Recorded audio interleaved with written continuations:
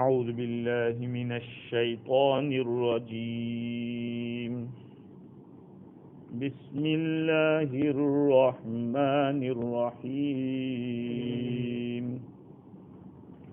ولا تقربوا مال اليتيم إلا بالتي هي أحسن حتى يبلغ أشده وأوفوا بالعهد إن العهد كان مسؤولا وأوفوا الكيل إذا كلتم وزنوا بالقسطاس المستقيم ذلك خير وأحسن تأويلا ولا تقف ما ليس لك به علم إن السمع والبصر والفؤاد كل أولئك كان عنه مسؤولا صدق اللہ العظیم۔ بزرگوں، پیارے بھائیوں، کل یہ گفتگو چل رہی تھی کہ اللہ سبحانہ و تعالی نے یتیم کے مال کے قریب ہونے سے بھی منع کیا ہے۔ اوپر تو زنا کی ممانعت، کسی کو ناحق قتل کرنا یا پھر اولاد کو قتل کرنا، ان ساری باتوں کا تذکرہ تھا۔ زنا سے چونکہ نسب میں خلط ملط ہو جاتا ہے، جس کی وجہ سے اولاد کی تربیت صحیح نہیں ہوتی، جب صحیح تربیت نہیں ہوتی تو نسل ختم ہو جائے گی، جس سے انسان وجود میں نہیں آئے گا۔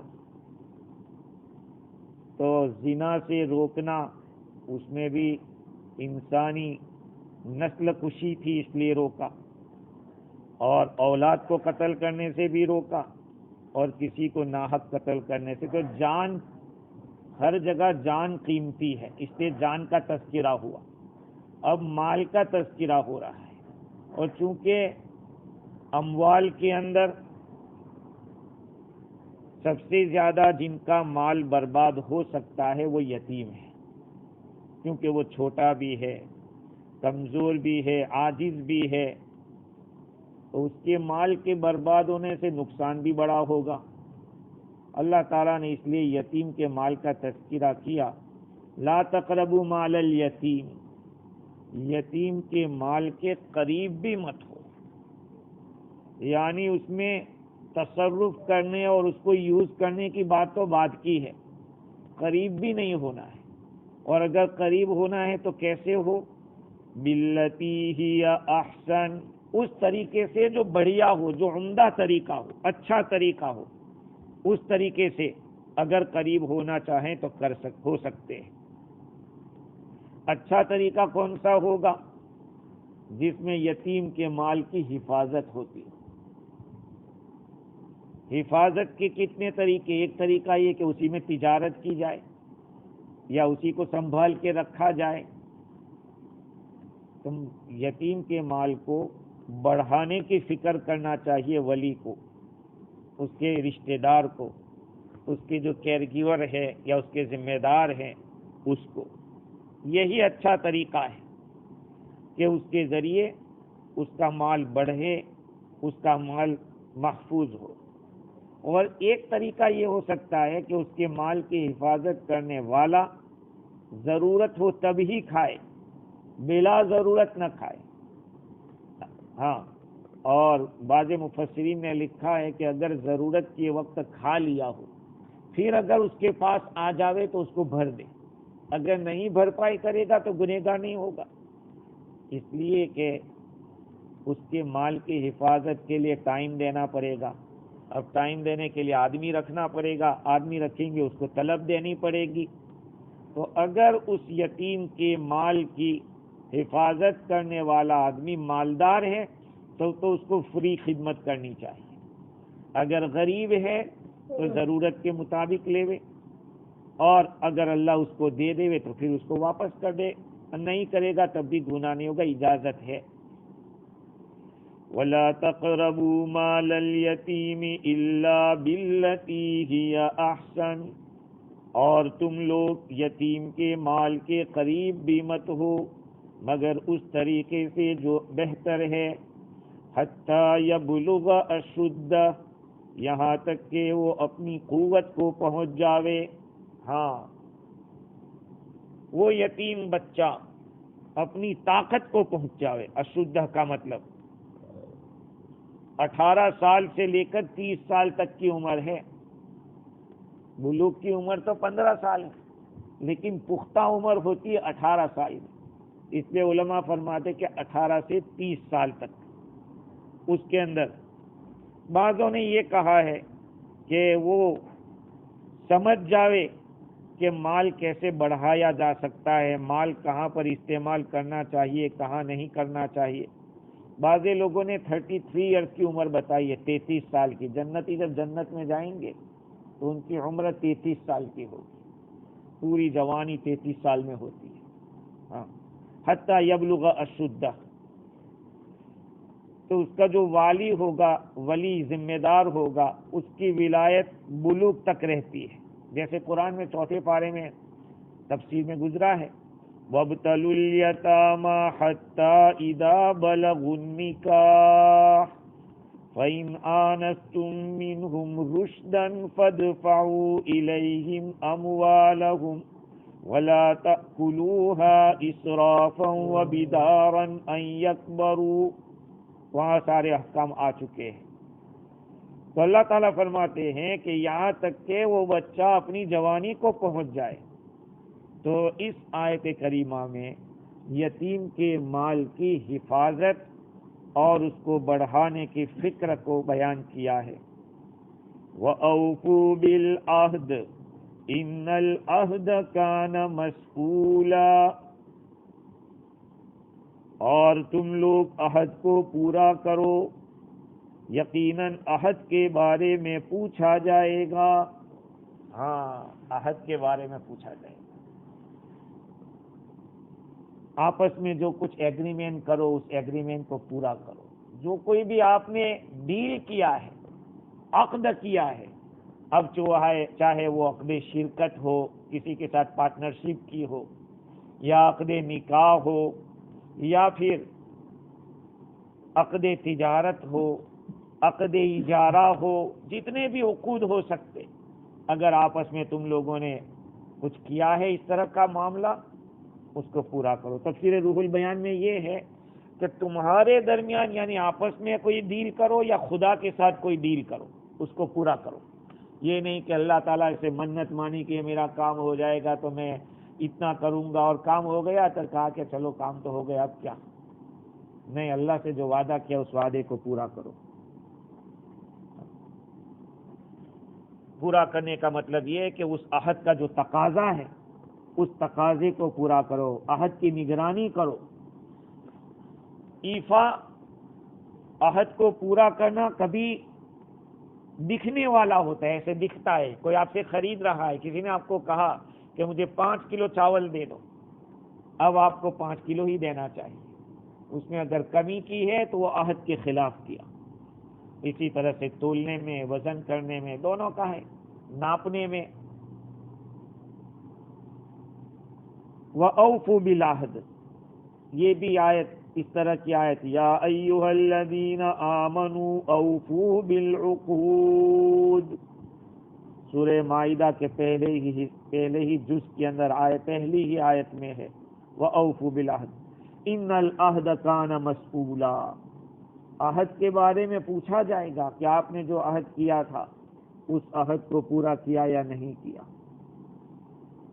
نقض عہد، ایگریمنٹ کو توڑ دینا، کہا کہ شریعت اس کی اجازت نہیں دیتی، یہاں تک کہ آپ کا ایگریمنٹ دشمن کے ساتھ ہوا ہے، دشمن کے ساتھ، کہا اس کو بھی جب تک دشمن کو پتہ نہ چلے وہاں تک ان کے ساتھ عہد توڑ نہیں سکتے۔ ایک مرتبہ صحابہ کرام کا دشمن کے ساتھ ایگریمنٹ ہوا تھا، اب یہ ایگریمنٹ ختم ہونے کے کہا کہ کل ختم ہو رہا ہے، ختم ہوتے ہی ہم ان کے اوپر حلہ بول دیتے۔ دوسرے صحابہ نے کہا نہیں، قرآن نہ کہتا ہے، ان کو پہلے بتاؤ کہ اب عہد پورا ہو رہا ہے، کیا کرنا ہے۔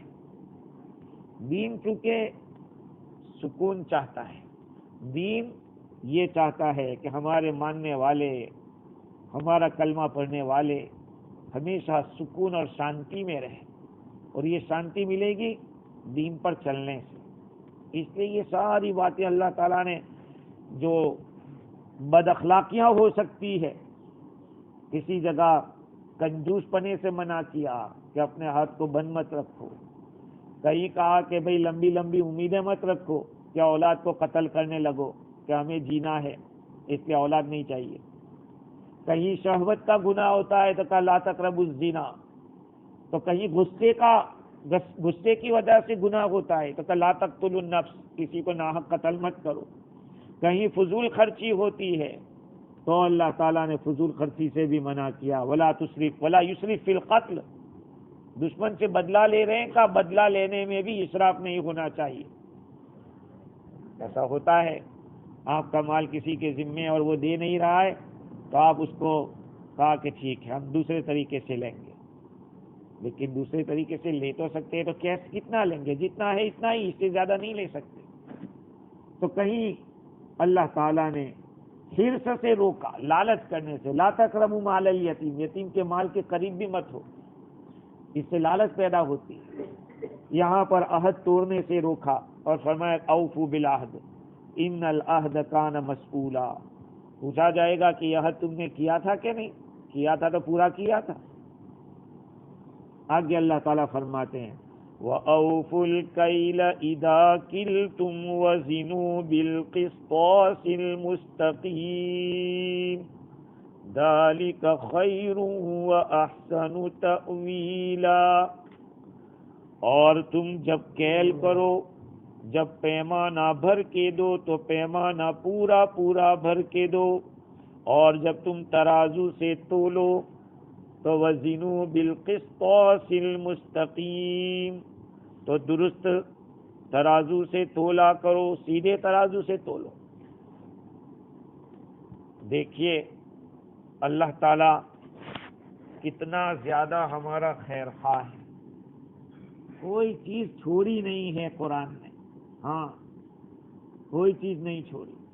اگر آپ کسی کے یہاں جاب کر رہے ہیں تو آپ کو کہا کہ عہد پورا کرنا، آپ کے یہاں کوئی آپ کے یہاں کوئی کام کر رہا ہے تو آپ کو کہا کہ دیکھنا اس کو پورا پورا بدلہ دینا، کمی مت کرنا، اور سخاوت کا کہا۔ اگر آپ مالدار ہیں تو کہا اسراف مت کرنا، کنجوسی مت کرنا۔ یہ ساری باتیں اللہ تعالیٰ نے ہر طبقے کے لوگوں کو احکام دیے ہیں۔ تمہیں اللہ نے طاقت دی ہے، کچھ پاور دیا ہے، اس پاور کا تقاضا یہ نہیں ہے کہ آپ کسی کا گلا دبا دو۔ اگر آپ کو اللہ تعالیٰ نے جوانی دی ہے، اس جوانی کا مطلب نہیں کہ کہیں بھی اس جوانی کو استعمال کر لو۔ ہاں آپ باپ بننے والے تو پھر آپ کو کہا کہ اولاد کی نگرانی کرنا، اس کو قتل مت کر ڈالنا۔ آپ کے رشتہ دار میں اگر یتیم ہے تو اس کا خیال کرنا۔ دیکھو کتنا پیارا دین ہے ہمارا، کتنا پیارا دین ہے، لیکن افسوس یہی ہے کہ ہم ہی لوگ اس کے اوپر عمل پیرا نہ ہو تو غیر کہاں دیکھیں گے؟ غیر تھوڑی ہماری مسجد میں نماز دیکھنے آتے ہیں کہ کیسی نماز پڑھ رہے ہیں، نماز میں کیا پڑھتے ہیں، کس طرح سے کھڑے رہتے ہیں، وہ لوگ تھوڑی دیکھتے، وہ تو ہمارا یہ دیکھتے ہیں کہ ان کا معاملہ کیسا ہے، قرض لیا ہے تو دیتا ہے کہ نہیں، یا اگر ان سے خریدتے ہیں تو تول کیسا رکھتا ہے، جھکا کر دیتا ہے یا کم کر کے دیتا ہے۔ دیکھیے دین پھیلانے کے یہ سب ذریعے ہیں، اگر ہم اس کے اوپر عمل پیرا ہو تو بہت ساری تکلیفیں ختم ہو جائے۔ اللہ تعالیٰ فرماتے ہیں کہ وَأَوْفُوا الْكَيْلَ إِذَا كِلْتُمْ، اگر آپ ناپ تول میں کمی کرو گے تو کمی کر کر کے کتنی کرو گے؟ ناپ تول میں کمی کر کر کے تم کتنا بچاؤ گے؟ اس کی وعید تو دیکھو کہ کتنی سخت وعید آئی ہے۔ یہ وعید کیوں اتنی بڑی آئی؟ ناپ تول میں کمی کرنے والوں کے لیے بہت بڑا عذاب رکھا ہے اللہ تعالیٰ نے۔ آپ سوچئے کہ قرآن مجید کی ایک سورت کا نام سورت التطفیف ہے، ویل للمطففین۔ تطفیف ناپ تول میں کمی کرنے کو کہتے ہیں۔ تو یہ سورت کا نام ہے ویل للمطففین، کے اندر اللہ تعالیٰ نے یہی فرمایا کہ ہلاکت ہے ناپ تول میں کمی کرنے والوں کے لیے۔ وہ کون ہے؟ الذین اذا اکتالوا علی الناس یستوفون وَإِذَا كَالُوهُمْ أَوْ وَزَنُوهُمْ يُخْسِرُونَ أَلَا يَظُنُّ أُولَئِكَ أَنَّهُمْ مَبْعُوثُونَ لِيَوْمٍ عَظِيمٍ يَوْمَ يَقُومُ النَّاسُ لِرَبِّ الْعَالَمِينَ۔ دیکھیے اللہ تعالیٰ کیا فرما رہے ہیں، ہلاکت ہے ناپ تول میں کمی کرنے والوں کے لیے۔ وہ لوگ ہیں کہ جب وہ وزن کر کے لیتے ہیں تول کر تو پورا پورا لیتے ہیں۔ یہ کچھ برا تھوڑی ہے، اپنا کسی سے آپ نے دودھ خریدا ہے 2 لیٹر، وہ کم دے رہا ہے تو آپ کو نہیں پورا پورا دو، تو یہ کچھ برا نہیں ہے، آپ اپنا مانگ رہے تو صحیح ہے، کرنا چاہیے۔ لیکن برا یہ ہے کہ جب دینے کی باری آتی ہے تو کٹوتی کر کے دیتے، ڈنڈی مار کے دیتے، کا یہ برا ہے کہ جب لینے کی باری آتی ہو تو جم کے لیتے ہیں اور جھکا کر لیتے، ارے یار تھوڑا دال گھی تھوڑی توڑ رہا ہے، ایسی بات کرتے۔ اب یہاں تو سیدھی بات ہے، پلیٹ میں رکھا ہے، بس یہ $2 کا ہے، لے لو تو آپ، یہ آسان سودا ہے، جو کچھ بھی ہے تمہاری نظروں کے سامنے۔ لیکن جہاں تول میں ہوتا ہے، ارے ڈنڈی کے الگ الگ طریقے ہوتے ہیں۔ ابھی کسی جگہ اس طرح ہوا کہ لوگ ٹماٹر خرید رہے تھے اور ٹماٹر بہت مہنگے تھے، تو ٹماٹر تول کے دیتا تو ایک آدھ ادھر گرا کے پھر دیتا تھا، تو اتنے گرائے ہوئے جو نکالے تو اتنے سارے، بہت سارے نکلے، سب کے چوری کیے ہوئے۔ تو ڈنڈی مارنے کے الگ الگ طریقے، جس کا جو حق ہے وہ حق پورا پورا دو۔ اللہ تعالیٰ فرماتے ہیں کہ کیا ان کو پتہ نہیں ہے کہ وہ لوگ اٹھائے جائیں گے، اللہ کے سامنے لائے جائیں گے، جس دن رب العالمین کے سامنے یہ لوگ کھڑے ہوں گے، یوم یقوم الناس لرب العالمین۔ تو اس آیت کریمہ میں اللہ تعالیٰ نے ناپ تول میں کمی کرنے سے روکنے میں بہت ہی زیادہ مبالغہ کیا۔ یہ آدمی سمجھ لے کہ مال مالکوں کے پاس ہمیشہ نہیں رہے گا۔ ہاں، آدمی غفلت میں نہ رہے، انسان کبھی کبھی غفلت میں رہتا ہے،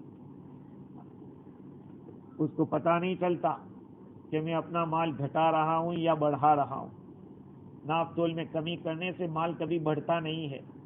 اللہ تعالیٰ کا عذاب آیا تھا حضرت شعیب علیہ السلام کی قوم کے اوپر، وہ قوم ناپ تول میں کمی کرتی تھی، تو اللہ تعالیٰ نے عذاب بھیجا۔ شعیب علیہ السلام نے منع کیا کہ بھئی ناپ تول میں کمی مت کرو، جس کا جو حق ہے وہ پورا پورا دو۔ نہیں مانتی تھی قوم، باتوں کے بھوت لاتوں کے بھوت باتوں سے نہیں مانتے، تو پھر پڑتی ہے۔ اللہ تعالیٰ ہم سب کی حفاظت فرمائے۔ اللہ تعالیٰ فرماتے ہیں کہ وَأَوْفُوا الْكَيْلَ إِذَا كِلْتُمْ، پیمانہ پورا بھر کے دو جب تم لوگ ناپو، جب ناپ کر دو تو پورا ناپ کے دو۔ وَزِنُوا بِالْقِسْطَاسِ الْمُسْتَقِيمِ، اور سیدھے ترازو سے تولا کرو۔ ہاں، پہلے جب چھوٹے تھے تو ہم دیکھتے تھے کہ ترازو سے تولتے تھے، پہلے ترازو ایسا سیدھا رکھتے، تو اگر ادھر جھکتا ہے تو ادھر کچھ دانے ڈال دیتے تاکہ برابر ہو جاوے، اس کے بعد وہ تولا کرتے تھے۔ اب آج تو اسکیل آ گئے، رکھا بھائی ہو گیا، اسکیل میں بھی گڑبڑ ہو سکتی ہے۔ خیر، وزنوا بالقسطاس المستقیم، حضرت مجاہد فرماتے کہ لفظ قسطاس ہے وہ عربی زبان کا لفظ نہیں، رومی زبان کا لفظ ہے۔ رومی میں عدل انصاف کو کہتے ہیں کہ انصاف سے وزن کیجیے۔ امام راضی نے کہا نہیں، یہ عربی ہی لفظ ہے اور یہ قسطن سے بنا ہے، جس کے معنی ہے انصاف۔ ذالک خیر واحسن تأویلا، یہ بہتر ہے اور انجام کے لحاظ سے اچھا ہے۔ کیا؟ پورا پورا ادا کرنا، ناپ تول میں کمی کیے بغیر دینا، یہ ایک ایسی چیز ہے جو دنیا میں بھی بہتر ہے، اور انجام کے لحاظ سے بھی اچھا ہے۔ کیسے بھائی؟ بہتر کیسے ہو گیا؟ لگتا تو یہ کہ جو کمی کر لوگوں کو کم کر کے دے رہا ہے اس کے پاس بڑھ رہا ہے۔ تو دیکھیے، جو آدمی ناپ تول میں کمی نہیں کرتا اور اچھی طرح تول کے دیتا ہے، دنیا میں اس کا چرچا ہو جاتا ہے کہ یہ تاجر انصاف کے ساتھ تولتا ہے، تو پھر اس کی بات چل پڑتی ہے، اب گاہک آتے رہتے ہیں اس کے پاس۔ اور اگر کوئی آدمی کمی کر کے دیتا ہے تو لوگوں میں فیمس ہو جاتا ہے کہ ڈنڈی مار ہے، ڈنڈی مار کے دیتا ہے، تو پھر لوگ نظر رکھتے ہیں اس کے اوپر اور اس کو دیکھتے ہیں کہ یہ صحیح کر رہا ہے کہ غلط کر رہا ہے۔ تو انجام کے لحاظ سے تو اسی کا اچھا ہوا جو ناپ تول میں کمی نہیں کرتا، کیونکہ اس کے گاہک بن جائیں گے اور اس کا سلسلہ چلتا رہے گا بزنس کا، اور جو کمی کرے گا اس کو نہیں۔ اور آخرت کے لحاظ، انجام کے لحاظ سے آخرت میں بھی اچھا ہوگا، جو اگر ناپ تول میں کمی کرے گا اس کو سخت عذاب ہوگا آخرت میں۔ تو اللہ تعالیٰ نے ذالک خیر و احسن تأویلا یہ فرما کر بتلا دیا کہ ہمارا یہ جو حکم تمہیں ملا ہے، ناپ تول میں کمی نہ کرنے کا، وزن کو صحیح کرنے کا حکم ملا ہے، اس میں تمہارا فائدہ ہے، انجام کے لحاظ سے بھی، دنیا کے لحاظ سے بھی۔ دنیا میں بھی اس میں خیر ہے اور وہاں پر بھی خیر ہے۔ جب کوئی آدمی ناپ تول میں کمی کرنے والا کہیں پھنستا ہے، دکھی ہوتا ہے، تو لوگ کہتے ہیں کہ دیکھا یہ اسی کا نتیجہ ہے، اور ڈنڈی مارو اور کمی کر کے دو۔ وَلَا تَقْفُ مَا لَيْسَ لَكَ بِهِ عِلْمٌ إِنَّ السَّمْعَ وَالْبَصَرَ وَالْفُؤَادَ كُلُّ أُولَئِكَ كَانَ عَنْهُ مَسْئُولًا۔ اور اس چیز کے پیچھے مت پڑ جاؤ جس کا تمہیں علم نہیں ہے، یقیناً کان اور آنکھیں اور دل ان سب کے بارے میں سوال ہوگا، ان سب کے بارے میں پوچھا جائے گا۔ لا تقف ما لیس لک بہ علم، تمہیں جس چیز کا علم نہ ہو اس کے پیچھے مت پڑ جاؤ۔ آج کے زمانے میں صحیح بات یہی ہے کہ واٹس ایپ کے اوپر اور اسی طرح سے فیس بک کے اوپر آدمی دیکھتا ہے اور بھروسہ کر لیتا ہے، اور اس کو بعد میں لوگوں کو کہتا ہے کہ ایسا ہوا ایسا ہوا۔ ارے بھائی تو کہاں کس دنیا میں، وہ تو جھوٹی خبر ہے۔ قرآن کہتا ہے لا تقف ما لیس لک، اس چیز کے پیچھے مت پڑو جس کا تمہیں علم نہیں۔ آپ کی آنکھوں نے جو دیکھا ہے، شنیدہ کے بود مانند دیدہ، فارسی زبان میں کہتے ہیں، سنا ہوا دیکھے ہوئے کی طرح کب ہو سکتا ہے؟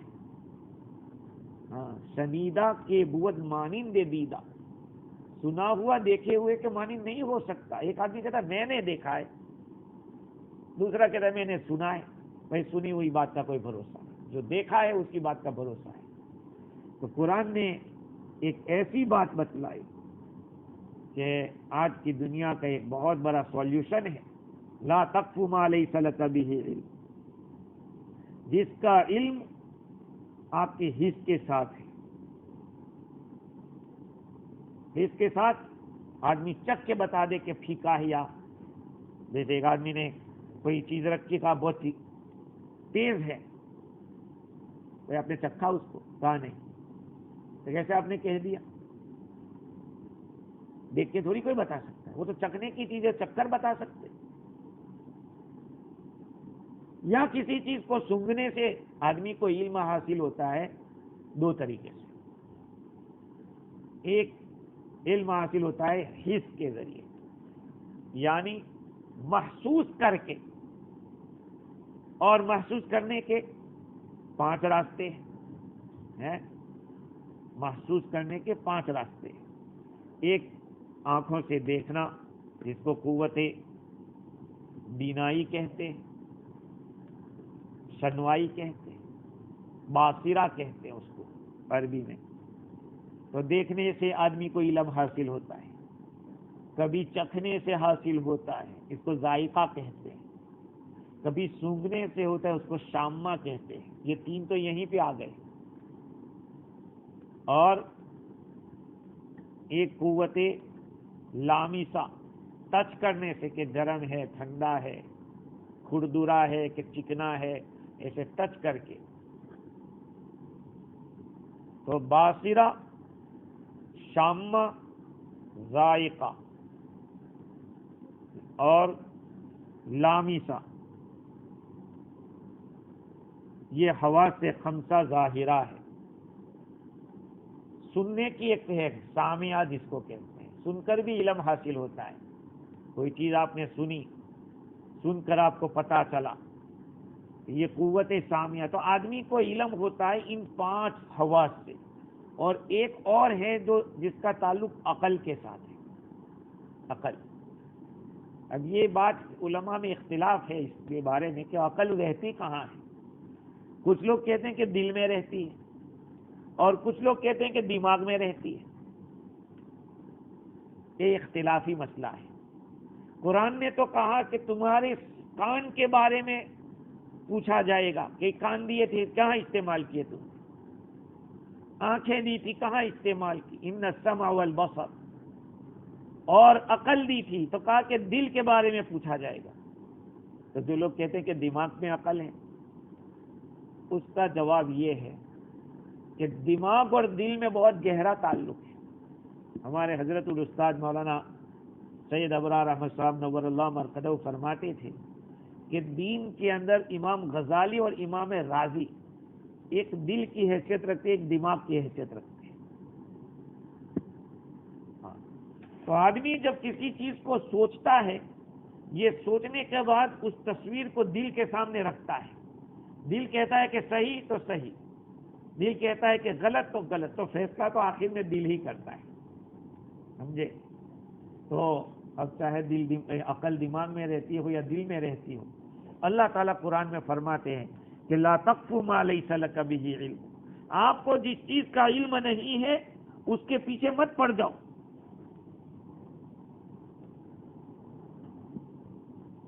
اس کے کئی معنی ہیں. بعض مفسرین فرماتے ہیں کہ مشرکین کے بارے میں مشرکین کو روکا گیا ہے جو اپنے خیال سے، اپنی سوچ سے عقیدہ رکھتے ہیں. کہا بھائی سوچیے ایک بات، آدمی اپنے پیسوں سے ایک مورتی خرید کے لاتا ہے اور اس کو گھر میں رکھ کے اس کی پوجا کرتا ہے. دیکھیے یہ عقل سے کتنی دور کی بات کہ وہ تو وہاں دکان میں پڑا ہوا تھا، اس کو آپ اٹھا کے خرید کر لائے، اب اسی سے مانگ رہے ہیں کہ بھائی یہ کر دینا وہ کر دینا ہے.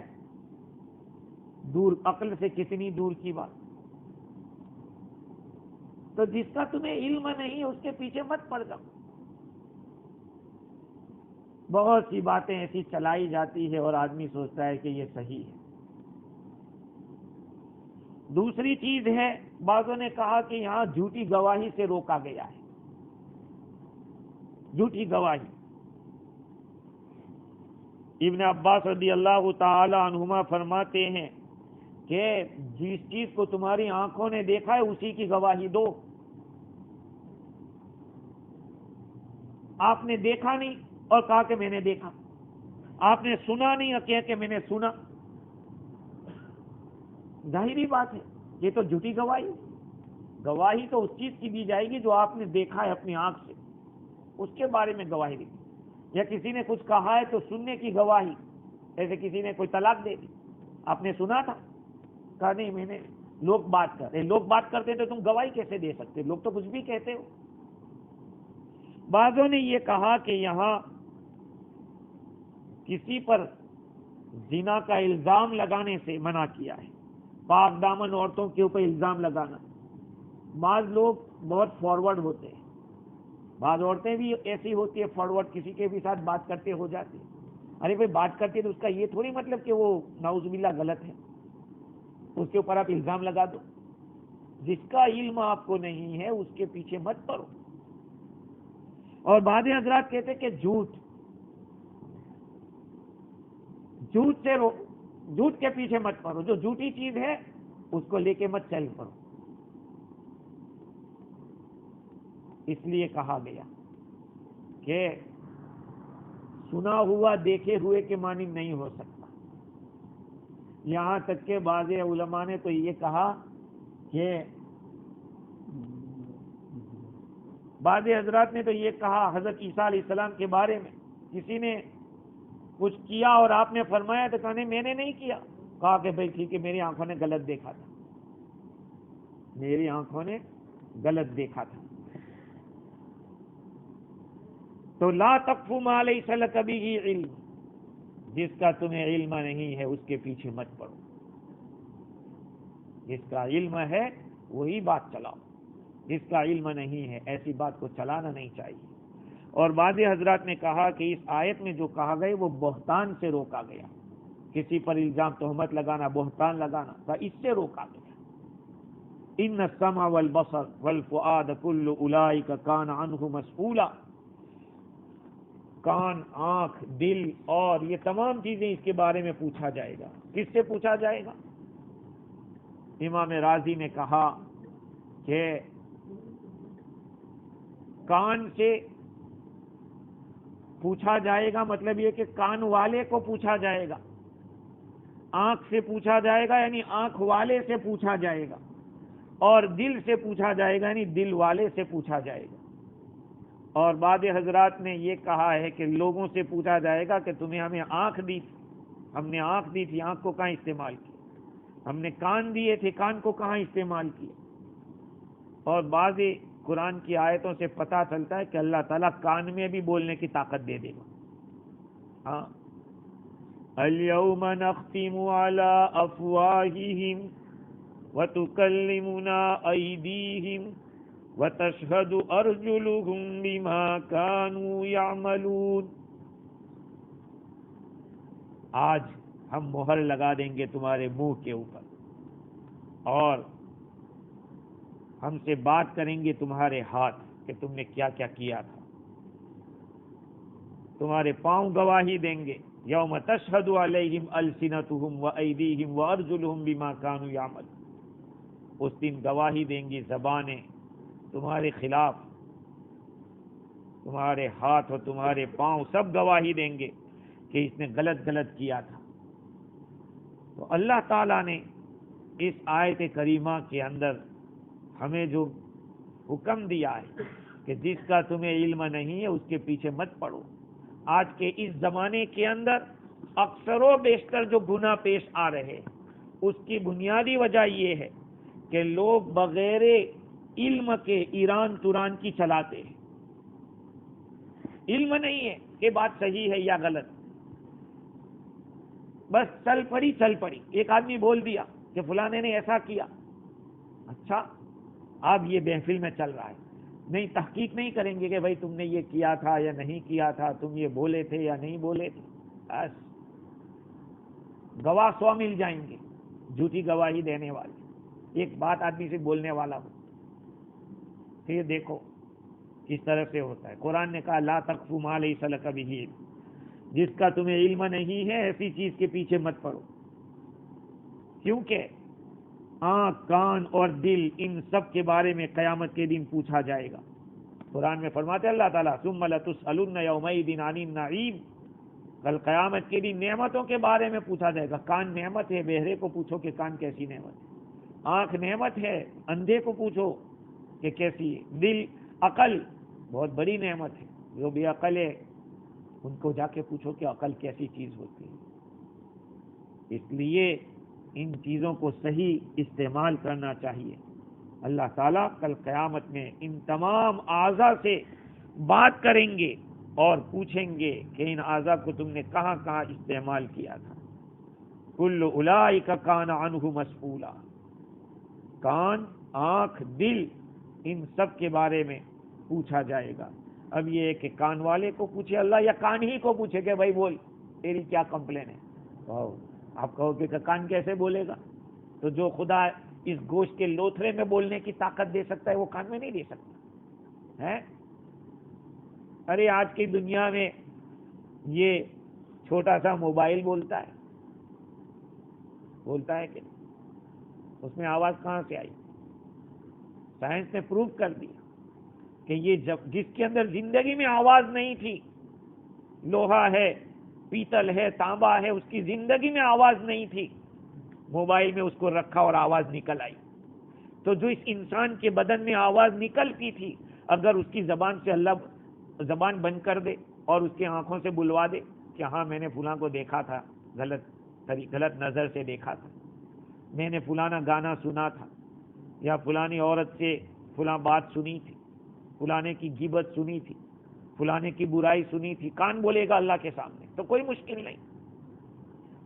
مزید گفتگو انشاءاللہ کل کریں گے. اللہ تعالی ہمیں دین کی سمجھ دے اور عمل کی توفیق دے. اللہ نے جو نے اعضاء دیے ہیں اس کو صحیح ڈھنگ سے استعمال کریں، اللہ کی رضا جوئی میں استعمال کرے. وآخر دعوانا الحمدللہ.